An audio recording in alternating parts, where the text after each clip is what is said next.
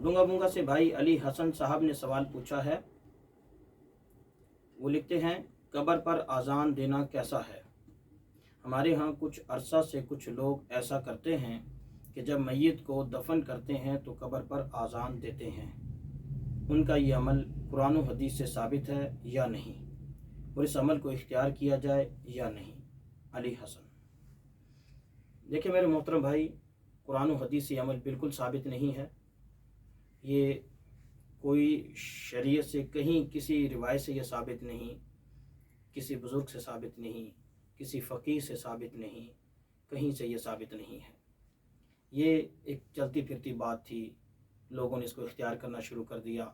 अल्लामा शामी रहमतुल्लाह ताला ने फतावा शामी में तीसरी जिल्द में उन्होंने इसको ज़िक्र किया कि ये कोई सुन्नत नहीं है।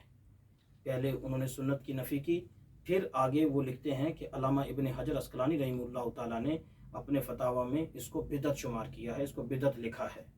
इसलिए अल्लामा इब्न हजर अस्कलानी रहमतुल्लाह ताला ने जो बिदअत लिखा है तो इसके बिदअत होने में कोई शुबा नहीं, इसलिए इसको इख्तियार ना किया जाए, इससे बचा जाए। ये तरीका गैर शरई है, ख़ुद साख्ता तरीका है।